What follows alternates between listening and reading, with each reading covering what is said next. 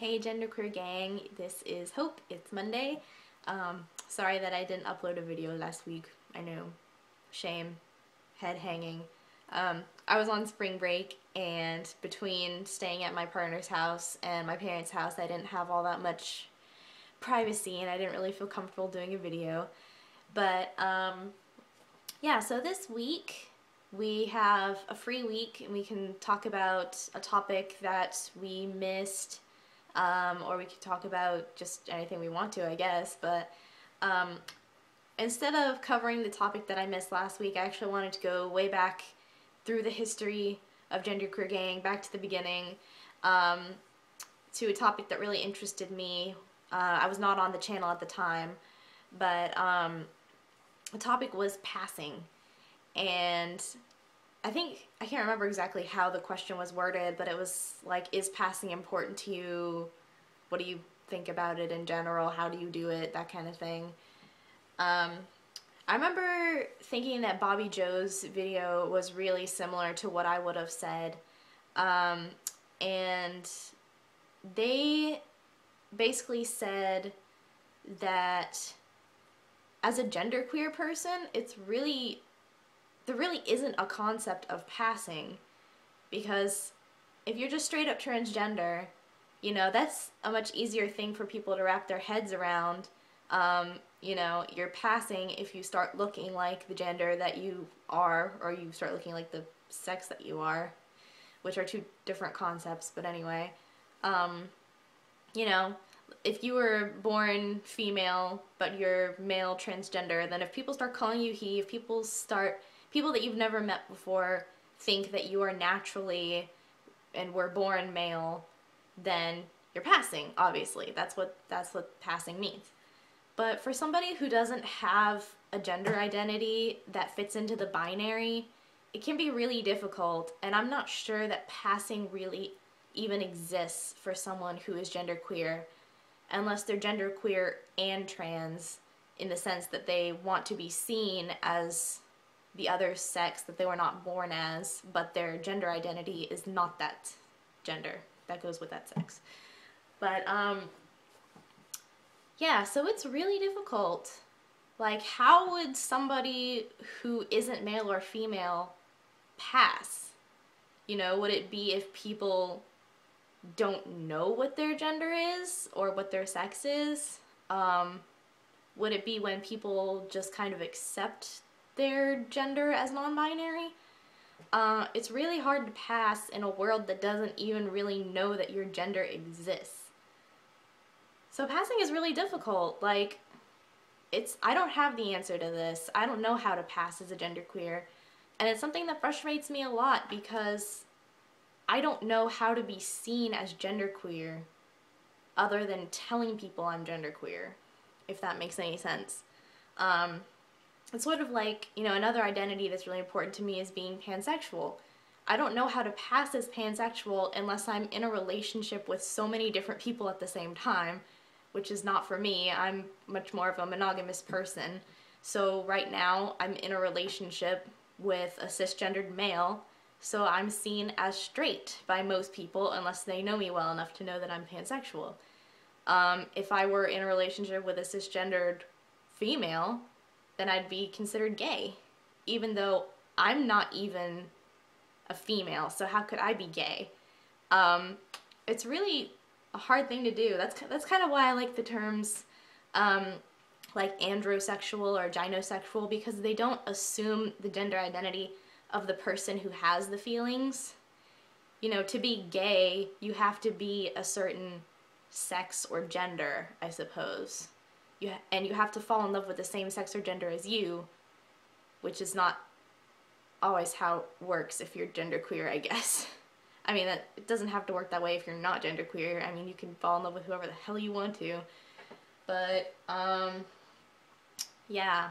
So, I don't really know how to pass. I don't know how to be seen as queer. Because whatever you're currently doing, that's what people think you are, I suppose, if they don't know you well enough, if you haven't told them. So yeah, that's pretty frustrating to me. I don't have the answer to it. I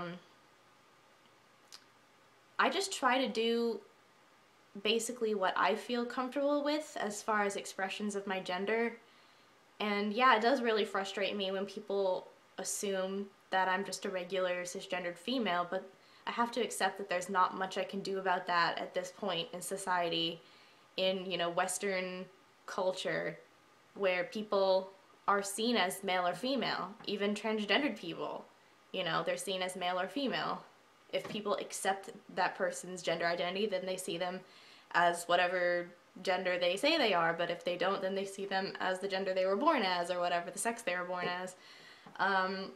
You know, it's still very black and white. Our culture really hasn't gotten to the point where we've started to see gender as more of a gradient, less of a binary. So I don't know how I can expect someone to see me as something that they don't even have the concept of, unless I just straight up like explain to them what my gender is. I can't do that to everyone, obviously. I can do that to the people that I know well. I can't go up to every person who sees me and say, hey, stop seeing me as a female, start seeing me as male and female at the same time. You know, it's not something that a lot of people can do.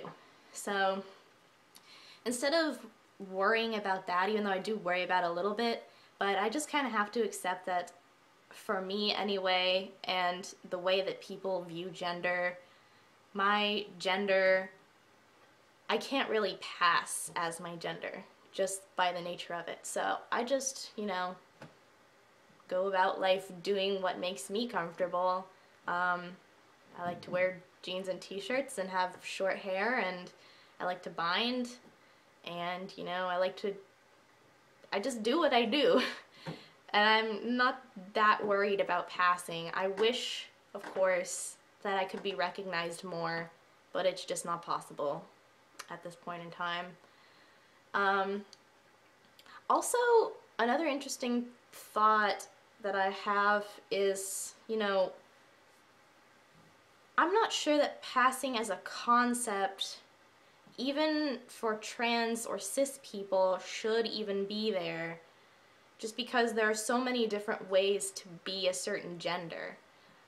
You know, girls don't all wear dresses and makeup and take dance class and like to read romance novels. Boys don't always, I don't know, play a lot of sports and are into math and science and video games and like to wear, I don't know, jeans and t-shirts, you know. There's so many different people that subscribe to whatever gender it might be that I'm not sure that it's fair for someone else to pass judgment on what that person is. You know, it might be a female who looks very masculine according to what masculine is, who completely identifies as female and is really proud of their female identity and is not transgendered or genderqueer in any way. So I'm not, as much as I want to be seen as the gender that I am, I don't want people to make prejudgments about what gender or sex people are, just because there's so much variation within those different groups that it's really kind of presumptuous to assume that someone is something. If you assume correctly and you get it right, then of course that makes the person happy, but if you assume incorrectly, then whoops, I don't know. It's such a hard topic. I don't have the answer. I'd really like to hear from anyone else who has similar thoughts or even different thoughts. You know, how do you pass as a genderqueer and not as a genderqueer who isn't also transgender? If you have a similar identity to me, or if you don't and you just have thoughts on it, I'd really like to hear it. Like, how does someone like me, who's male and female, pass as that? I don't know. I don't have an answer. But yeah, probably Bobby Joe did it much better than I did. But I remember thinking when I watched it that they had some really awesome ideas, and I haven't watched it in a while, so I don't remember what they said, but anyway. Yep. That's it. Nope, no other news. See you guys later, I guess. Bye-bye.